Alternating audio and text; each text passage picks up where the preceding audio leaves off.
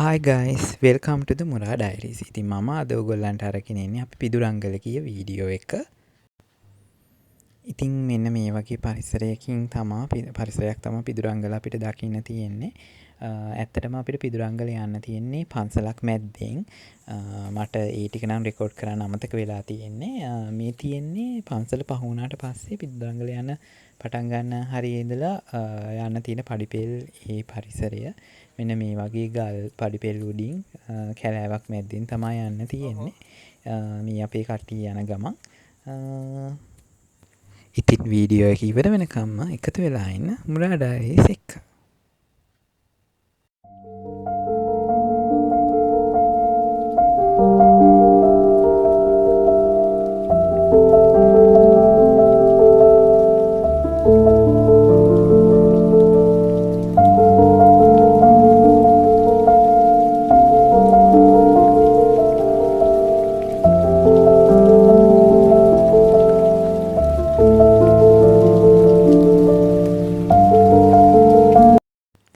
ඉතින් පිදුරංගල කියන්නේ ඇත්තටම ගල් පර්වතයක් වගේ තැනක්.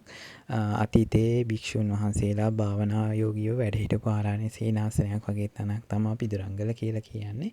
ඉතින් මේ වගේ තැන් මේ වගේ ගල් කුළු මතින් ගල් පඩිපෙළ මතින් ඒව පහු කරගෙන තමයි අපිට යන්න තියෙන්නේ. ඉතින් දිගටම එකතු වෙලා ඉන්න මේ වීඩියෝ එකත් එක්ක.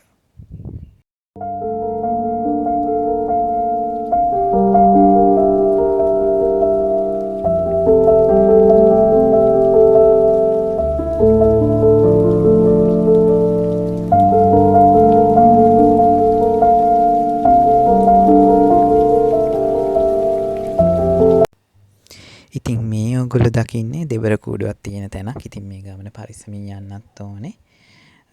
මේ ඔයගොල්ලන්ට දකින්න පුළුවන් වෙන්නේ අපි සාමාන්‍යයෙන් 6 භාගයක් විතර දුර ආවට පස්සේ පීක් එකට කිට්ටු වෙනම වගේ හරිය තියෙන වීව් එක සහ දකින්න තියෙන දේවල්. මේ හරිය ටිකක් පන්සලක් වගේ ඉස්සරහට ඔයගොල්ලන්ට දකින්න හම්බෙයි බුදු පිළිමයක් සැතපෙන බුදු පිළිම වහන්සේ නමක් ඉන්නවා. මේ තියෙන්නේ අපි ගියේ හවස් වරුවක. ඉතින් ඊට බෑගෙන යන වෙලාවේ කියන සන්සෙට් එක බලන්න තමයි අපි පිදුරංගල යන ප්ලෑන් කරන් ගියේ. මේ තියෙන්නේ වීව් එක.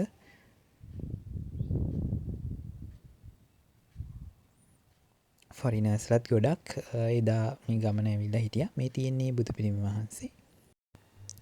ඉතින් ඇත්තටම ඉතුරු වෙලා තියෙන මේ වගේ නටබුන් වගේ ඒ කියන්නේ ගඩොල් ඒ කොටස් තමයි ඉතුරු වෙලා තියෙන්නේ. තින්ත ගාපු ඒ සුදු හුණු පිරියම් කරපු කොටස් එහෙමම විනාශ වෙලා ගිහින් තියෙන්නේ. හරි.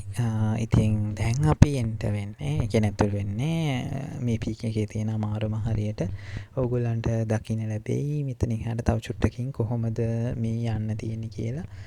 මෙතනින් එහාට ටිකක් අමාරුයි. ඒ කියන්නේ ගල් කෑලි තමයි තියෙන පඩිපෙළ වගේ කොටස් නැහැ නැති තරම්. සමහර තැන්වල කඹ වගේ දාලා තියෙනවා චුට්ටක් උඩට යන්න. ඉතින් ටිකක් අමාරුයි මෙතනින් එහාට. මේ බලන්න කොහොමද යන්නේ. ඉතින් මේ වගේ තැන් වලින් තමයි මෙතනින් එහාට මේ ගමන යන්න තියෙන්නේ. මේ කඹයක් එහෙමත් දාලා තියෙන්නේ. ඒ වගේ තැන් ටිකක් අමාරුයි යන්න. ඒත් ඉතින් යන්න පුළුවන්. සාමාන්‍යයෙන් ගොඩක් එහෙම බෑ කියලා හිතන අමාරු හයික් එකක් නෙමෙයි මේක. ඕනම කෙනෙක්ට සාමාන්‍යයෙන් ළමයින්ට උනත් කොහොම හරි අනිත් අයගේ උදව්වත් එක්ක උඩට යන්න පුළුවන්. ගොඩක් ළඟයි. තව චුට්ටකින් පොඩි වෙලාවකින් අපි උඩට යනවා. මේ තියෙන්නේ අන්තිම හරිය. ඔන්න දැන් අපි ඉන්නේ උඩ. මේ බලන්න ගොඩක් අය පල්ලෙහා ඉන්නවා පොලිමේ. එදා සතිය දවසක් වෙලත් ගොඩක් අය හිටියා උඩට එන්න. So finally ඉතින් අපි උඩට ආවා. මෙතනින් එහාට ඕගොල්ලන්ට ලස්සන වීව් එක මේ වීව් එක එන්ජොයි කරන්න පුළුවන්. ඒ වගේම සන්සෙට් එක බලන්න පුළුවන්. ඉතින් දිගටම මුරා ඩයරීස් එක එකතු වෙලා ඉන්න. තව පොඩි තැනක් තියෙනවා මං ගැනත් සඳහන් කරන්න. මෙන්න මෙතන මේ අපි සීගිරිය ගියා උදේ. මේ සීගිරියට මේ පිදුරංගල කොහොමද පේන්නේ කියන එක. ඒ වගේම දැන් පිදුරංගලේ ඉඳලා ඕගොල්ලන්ට බලන්න පුළුවන් සීගිරිය කොහොමද පේන්නේ කියලා. සීගිරිය වීඩියෝ එකත් ඉක්මනටම ඕගොල්ලන්ට අරගෙන එන්න.